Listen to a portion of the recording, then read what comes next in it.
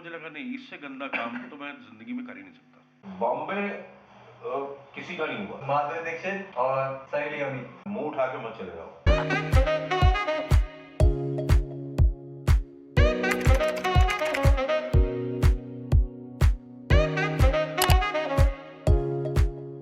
Hello and welcome back to our channel Ramban the Talk Show.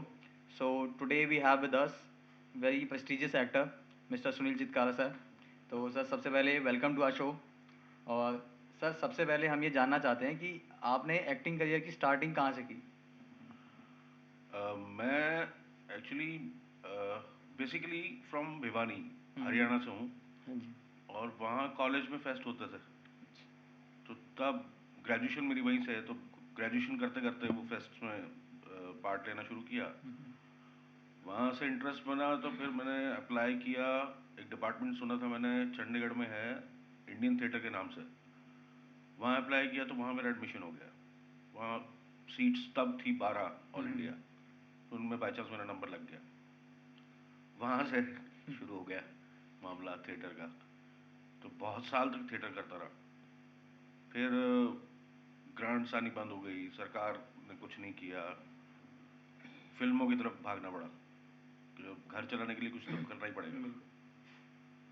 तो पहली film मैंने की मटरू की बिजली का मंडोला। वहाँ से करियर फिल्म्स का शुरू हुआ। तो सर जैसे पेरेंट्स थे उस टाइम पे और आज के टाइम पे तो समझ जाते हैं चीज़ें, उस टाइम पे थिएटर के लिए नहीं, मानते ही नहीं थे। मानते थोड़ा नहीं मुश्किल मानते होगा, थे। तो तब आपने कैसे हैंडल? नहीं, वो मेरे फादर एक्चुअली हिस्ट्री के लेक्चरर थे, तो चाहते थे कि मैं हिस्ट्री में करूं और फिर कॉलेज में लगवा दूंगा, मैं ऐसे बोलते थे। मैंने कहा मुझे कोई इंटरेस्ट नहीं है, मेरा बस इंटरेस्ट अब एक्टिंग में है। आप एमए करने के लिए बोलो, मैं एमए करने ही जा रहा हूँ। वो थिएटर में एमए, मैं वो करने जा रहा हूँ। डिग्री तो है। हाँ, तो बस ऐसे ही वहाँ से मैंने फ़ोन किया कि मेरा हो गया है। तो बोले तेरा कैसे हो गया? मैंने कहा हो गया, अब मैं क्या करूँ? बोले चलो आओ वापस तो आओ। तो वापस गया तो वहाँ मेरे एक चाचा लगते हैं, उनको बुलाया हुआ था कि वो उनसे पूरा परिवार को थोड़ा सा डर रहता था। अच्छा। तो वो बोले कि नहीं जाना, तो मैं अड़ गया कि एडमिशन हो गया तब तो जाऊँगा।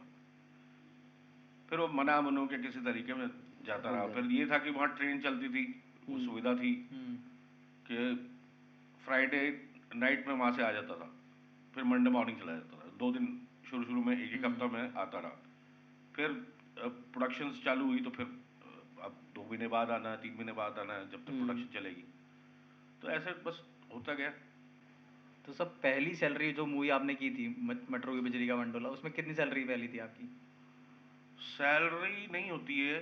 क्या होता है कि आप 2 तरीका है फिल्म का, कि या तो आप नंबर ऑफ डेज कितने फिल्म के, उनका एक पैकेज बनवा लो कि मैं इतना पैकेज दूंगा, चाहे आपका 1 दिन फालतू मेरे को देना पड़े, 2 दिन देने पड़े, या 2 दिन मेरे कम लगे। दूसरा ये है कि पर डे आपकी पेमेंट फिक्स होती है, तो वो पर डे के हिसाब से। अच्छा। हाँ। तो स्टार्ट कहाँ से किया था आपने? मैंने मटरू की बिजली का मंडोला से। नहीं, एज इन की फर्स्ट जो आपका प्रोजेक्ट था उसमें पर डे का पे कितना था, आपको मिलता था? वो मैं डिस्क्लोज नहीं कर सकता। अच्छा। इंडस्ट्री का मामला थोड़ा। ठीक है, ठीक हाँ। है। तो मतलब स्टार्टिंग तो काफ़ी नीचे से रही होगी, है ना? हाँ, हाँ, ऑब्वियसली। ठीक है। तो मतलब पहली मूवी में आपको इतना अच्छा ब्रेक मिल गया, तो मतलब ऑब्वियसली लोग आपकी स्किल्स से इंस्पायर्ड थे कि काफ़ी अच्छी आपकी एक्टिंग थी। तो मतलब जो बड़े बड़े स्टार्स जो और थे मूवी में, जो ऑलरेडी एक्सपीरियंस थे, इनका नाम था, तो उनके साथ स्टार्टिंग मतलब सब लोगों के साथ होता है कि पहला अगर हम कर रहे हैं तो नर्वसनेस होती है। तो आपको ऐसा कुछ लगा? नहीं, ऐसा कभी फील ही नहीं हुआ, क्योंकि वो थिएटर में सब डर वर सब निकाल देते हैं। अच्छा। वो सब निकल जाता, क्योंकि सामने 500 आदमी बैठे, उनके सामने जब हम चिल्ला रहे हैं तो वो तो कैमरा तो बस ये है कि वो प्रोजेक्शन का फर्क होता है, वो धीरे धीरे समझ में आना शुरू हुआ कि कितना सटल होके काम करना है, कितना आराम से, जैसे अभी बात कर रहे हैं ऐसे बात करनी है। तो वो थिएटर में क्योंकि वो लाउड इसलिए करना पड़ता है, 500 आदमी सामने बैठे तो हर एक तक बात पहुंचे। और यहाँ क्या होता है, जैसे एक कैमरा यहाँ लगा हुआ मेरे, तो वो मेरे को आराम से ही बात करनी है, वो चिल्लाना नहीं, वैसा। टीम मेंबर्स जो थे आपके मटरू की बिजली का मंडोला में, वो उनका नेचर कैसा था? सब अच्छे थे, सब अच्छे थे। बट ये था कि थोड़ा बहुत परेशानी हुई, क्योंकि वो रोल बहुत बड़ा था, तो वो ऑन सेट कटवाया जा रहा था अच्छा। और वो दिख रहा था कि काटा जा रहा है। पर एक दिन तो मैं फूट गया, मतलब आप कितना समझ यार, रोज डायलॉग काटे जा रहे हैं, रोज डायलॉग काटे जा रहे हैं। तो विशाल जी आए मेरे पास तो बोले कि Sunil I am very sorry यार, मुझे फिल्म बनानी, मैं कुछ नहीं कर सकता। मैंने कहा आप क्यों सॉरी फील कर रहे हो, वो जैसे हो रहा है वो मेरे को दिख रहा है, आपको क्या जरूरत है। तो लेकिन हाँ ठीक है, वहाँ से मतलब ये हुआ कि फिल्म करने का तरीका आना शुरू हो गया धीरे धीरे। हमने मैक्सिमम आपकी मूवीज सीरीज में जो देखा है, आपने मैक्सिमम पुलिस का ही रोल किया है ज़्यादातर। नहीं नहीं हमने ऐसा जो कुछ नहीं है, नहीं नहीं, मैंने मटरू में पुलिस वाला किया और फिर बजरंगी में, बजरंगी भाईजान में। हाँ, और एक बजाते रहो फिल्म थी, उसमें हाँ भी जी। रोल काटे गए। अच्छा। मतलब उसमें मैं 7 रोल्स कर रहा था अलग अलग शेड्स के। जब मैं फिल्म देखने जा रहा था तो मुझे एक लड़का आके बोला कि आपका तो एक ही सीन है फिल्म में। अच्छा। मैंने कहा नहीं, मेरे तो 7 कैरेक्टर्स किए हुए हैं यार, अलग अलग। तो बोले नहीं सर, वो तो एक सीन रखा हुआ, बाकी जगह, बाकी हर सीन में आप कहीं कहीं कहीं कहीं दिख रहे हो। सीन मैं काट फिल्म दिए। देखने ही नहीं गया था। अच्छा। तो उस टाइम पे तो बहुत वैसी फीलिंग आती होगी। हाँ गुस्सा आता है, हाँ। लेकिन क्या करें, बॉम्बे किसी का नहीं हुआ, या होता है तो वो बहुत जल्दी अपनाता है। ये दोनों खासियत है उसमें। अच्छा। या तो बिल्कुल मतलब समंदर का क्या है कि समंदर में डुबकी लगाओगे, या तो डूब जाओगे, या फिर तैर के वापस तट पे आ जाओ। वो वैसा ही है बॉम्बे। तो आपकी करियर की स्टार्टिंग में तो आपको मुंबई शिफ्ट करना पड़ा होगा कि वहाँ पे काम ज़्यादा मिलता है, आप इधर नहीं रह सकते, अपने घर पे नहीं रह सकते। नहीं, मैं गया था एक बार क्योंकि मैं चंडीगढ़ से पास आउट हुआ, तो फिर मैं रेपेट्री ज्वाइन की मैंने, श्री राम सेंटर रेपेट्री। 1.25 साल यहाँ लगाया एज प्रोफेशनल एक्टर। उसके बाद वहाँ से रिजाइन दिया, मज़ा नहीं आ रहा था। वापस मैं चंडीगढ़ गया घूमने, तो वहाँ मेरे जूनियर्स ने पकड़ लिया कि भैया आप आए हो तो हमको नाटक ही करा दो। तो वहाँ वो एक प्ले किया मैंने, तो मेरे गुरु हैं प्रोफेसर मोहन महर्षि। तो टीचर्स तो और भी थे, बट एक अंदर से गट फील होती है ना कि गुरु मानना किसी को, तो मैं उनको मानता था। तो अब उन्होंने वो नाटक देख लिया, मतलब मैं गया 3 दिन शो चंडीगढ़ में थे, बाकी फिर हमने ट्रेवल करना था जालंधर, लुधियाना, अमृतसर होते हुए जम्मू, पुंछ, नगरोटा, उधमपुर तक वो शो करते रहे आर्मी के लिए। तो जब 2 दिन में बुलाने गया सर को, तो आए नहीं वो देखने। और मुझे पता था वो किसी का नाटक देखने नहीं जाते। फिर तीसरे दिन मैं गया, मैंने कहा सर आज प्लीज लास्ट शो है मेरा चंडीगढ़ में, फिर मैं दिखा नहीं पाऊंगा। तो वो देखा वो, तो वो बोले कि वापस कब आ रहे हो शो उस करके। मैंने कहा महीने 1.5 महीने का हमारा ट्रेवल है। बोले आके मेरे घर पे आओ, मिलते हैं। मैं घर पे गया तो बोले अब क्या इरादा है। मैंने कहा सर कुछ नहीं पता मुझे, मैं तो घूमने आया था, जूनियर से पकड़ लिया। बोले नहीं तुमने बहुत अच्छा नाटक करवाया हुआ है, तो तुम एक काम करो, तुम ग्रुप बनाओ उन्हीं जूनियर्स को लेके। और ग्रुप का नाम भी उन्होंने रखा नटवा, जैसे बिटुआ बोलते थे, Natwa, national theatre workers association, उसको वैसे भी डिफाइन किया उन्होंने। वहां मैंने फिर 3 साल उनके साथ और काम किया, थिएटर किया उनके साथ। वहां बहुत मजा आया। फिर धीरे धीरे करके सब जूनियर्स बॉम्बे निकलते रहे।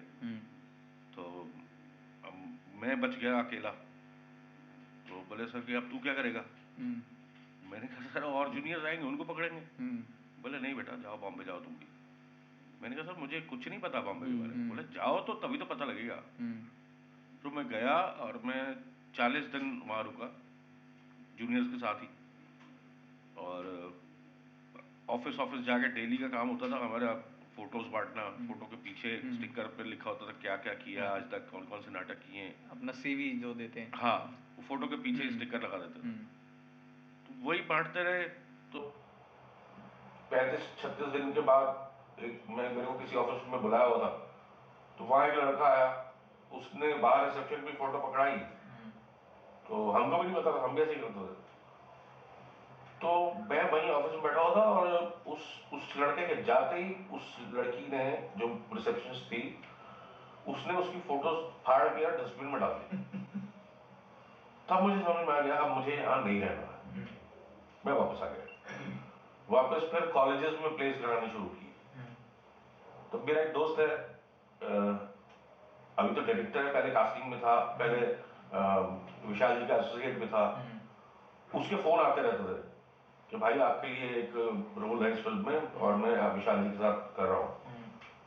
तो मैं किसी न किसी नाटक में बिजी होता था, तो मैं नहीं कर पाया। फिर मैं दिल्ली पहुंचा, उसको कहाँ से नंबर मेरा मिला, क्योंकि सब चेंज हो गया था, कहाँ से नंबर मिला मुझे नहीं पता, लेकिन 5 मिनट बाद वो मेरे घर पे था, मेरे घर का एड्रेस भी पूछ चुका था, और उसके हाथ में स्क्रिप्ट थी, बोले इसमें 3 रोल हैं, कौन सा करना चाहोगे आप पढ़ लो। मुझे ऐसी कौन सी स्क्रिप्ट होती है, 3 रोल मेरे लिए? बोले हाँ 3 है, फिक्स हो रहे। तो फिर मैंने कहा भाई तू ही बता दे यार कौन से। तो बोला वो पुलिस वाला करो आप। अच्छा। वो मट्टू की बिजली का मंडोला, वहां से स्टार्ट, वहां से वो इमेज बन गई ये पुलिस वाला। हाँ, ये तो सर आपकी स्किल है जो मतलब आपने पहले रोल ऐसा किया कि लोगों के मन में ना छप गया कि हाँ बस वही। हाँ, और वो ड्रॉबैक भी, हाँ, क्योंकि वो कैरेक्टराइज हो जाता है ना, एक ही जगह फिक्स हो गया तो पुलिस वाला। तो 1-2 बार और मौके आए जिसमें पुलिस का मेरे को मिला, मैं नहीं किया। फिर एकदम कंगाली आ गई, तो क्राइम पेट्रोल भी किया, एक सावधान भी किया, मास्टरमाइंड भी किया, एक तो चैनल्स हैं टाइमलाइनर्स वगैरह, उनके साथ भी किए। तो धीरे धीरे अब कभी फिल्म कर रहा, कभी वो कर रहे हैं, कभी ऐड कर रहे हैं, तो वो ऐसे ही चलता जा रहा है। तो सर आपने थिएटर भी बहुत अच्छा किया है, आपने प्रोफेशनली एक्टिंग भी कैमरा के सामने काफी की, तो ज्यादा आपको एज अ एक्टर क्या करने में मजा आता है? मजा तो आता थिएटर करने में, अच्छा, पर पैसा ही नहीं है, वो घर से लगा के ही करना पड़ता। तो इस वजह से फिल्म में अब ज्यादा वो हो गया, फिर चलो अब क्या करें, घर तो चलाना है। सर मैं आपसे एक क्वेश्चन पूछना चाहता हूँ कि एक्टिंग के पीछे मतलब स्टार्ट फेस तो सबको दिखता है एक्टिंग का, बट एक्टिंग के पीछे का स्ट्रगल क्या है? क्या है कि अगर आपके अंदर कोई चीज है, कोई स्पार्क है, तो उसको बहुत पॉलिश करना पड़ेगा, बहुत ज्यादा पॉलिश करना पड़ता है। और वो धीरे धीरे एक्सपीरियंस के साथ साथ, मतलब शुरू में नहीं पता था फिल्म कैसे करनी है, कैसे क्या होता है, फिर धीरे धीरे समझ आनी चीजें शुरू हुई। फिर फिल्म में क्या होता है कि आप एक मास्टर मैंने शॉट दे दिया, उसके बाद क्लोज लगना है, तो वो ध्यान में रखना पड़ता है कि क्लोज इस तरफ से लगेगा या इस तरफ से लगेगा, मतलब नेक्स्ट शॉट भी ध्यान रखना पड़ता है। ये क्या होगा, डायरेक्टर नहीं बताता मैं नेक्स्ट शॉट ये लूंगा, ये अब एक्टर के ऊपर भी आना शुरू हो गया कि उसको ध्यान रखना पड़ता है कि अब नेक्स्ट क्लोज लगेगा कहां से। हर एक्टर का एक मेथड होता है, एक तरीका होता है किसी कैरेक्टर में घुसने का, उसको जीने का। तो आपका क्या मेथड है, वो क्या प्रिपरेशन होती है कभी के पीछे? पहले जब थिएटर करता था चंडीगढ़, तो मैंने एक रोल किया था एडिपस नाम से, 2500 साल पुरानी एक इजिप्शियन स्टोरी है। तो वो उसको माइथोलॉजी बोलते हैं, कुछ लोग बोलते हैं शायद सच भी हुआ हो, क्योंकि वो 2500 साल पुरानी कहानी है। तो वो रोल में मैं इतना घुस गया था अंदर के 6 महीने तक मैं निकल नहीं पा रहा था। अच्छा। कि नेक्स्ट रोल भी तो करना है यार, उससे बाहर आऊंगा तभी हो पाएगा ना। 6 महीने तक निकल नहीं पा रहा था मैं। फिर मेडिटेशन वगैरह स्टार्ट की, सब कुछ किया, फिर सोच लिया किसी रोल में घुसना नहीं है, जैसे शर्ट पहनते हैं, शर्ट पहनी और बदल दी, नेक्स्ट वाली ले आओ भाई, अब वैसा पहले से चीजें सही हो गई है। हाँ। तो क्या मेथड्स आपके होते हैं कि कैरेक्टर में घुसने के, उसको समझने में, क्योंकि आप बिल्कुल इंडल्ज होना पड़ता है ना, उसकी फील लेनी पड़ती है। बिल्कुल, उसका एक्चुअली हमको उसकी हिस्ट्री बनानी पड़ती है कैरेक्टर की। मान लो चलो वो पुलिस वाला ही बोलते हैं, ठीक है, मान लो वो पुलिस वाला है, पुलिस वाला तो बहुत तरीके के होते हैं, सब एक जैसे नहीं होते, बहुत तरीके के पुलिस वाले होते हैं। तो उसकी एक बैकग्राउंड स्टोरी बनाई कि किस घर में पैदा हुआ होगा, क्या इसकी परवरिश रही होगी, कौन से लेवल तक ये पढ़ा होगा। अब एसपी का रोल किया है तो इसका मतलब अच्छे लेवल तक उसने आईएएस वगैरह कुछ किया हुआ है, तो वो सब, लेकिन वो शराबी भी है साथ में, वो लत कहाँ से पड़ी, वो सारी एक हिस्ट्री बनानी पड़ती है, बैकग्राउंड स्टोरी देनी पड़ती है कैरेक्टर को। तो मतलब मूवीज में तो ये होता है कि एक स्क्रिप्ट आपको मिलती है, कई कई मूवीज कई डायरेक्टर्स का ये मेथड होता है, जैसे वासेपुर बनी कि उसमें ज्यादा स्क्रिप्ट दी नहीं गई है। नहीं, बजरंगी के टाइम भी मुझे स्क्रिप्ट नहीं थी। अच्छा। वो बिल्कुल ऑन स्पॉट मिली, मैं मेकअप करवा रहा था और साथ साथ कॉस्ट्यूम पहने जा रहा था और स्क्रिप्ट पढ़ रहा था कि ये जाके अब लाइनें बोलनी है। बस वो इतनी जल्दी हो गया कि वो अब लाइनें बोलनी है। और लोगों को बजरंगी वाला रोल इसलिए अच्छा लगा क्योंकि वो फिल्म बहुत हिट हुई, फिल्म बहुत अच्छी थी वो। लेकिन मैंने अपने काम को 3 बार देखा। पहली बार देखा मैंने फैमिली के साथ, तो मेरे को लगा ठीक है। दूसरी बार वो टीवी पे आ रही थी तो मुझे लगा यार इसमें बहुत गंदा काम किया मैंने, बहुत ही गंदा काम है। तीसरी बार मैंने फिर देखा, फिर मुझे लगा नहीं, इससे गंदा काम तो मैं जिंदगी में कर ही नहीं सकता। और वो लोगों को क्यों अच्छा लगता मुझे नहीं पता।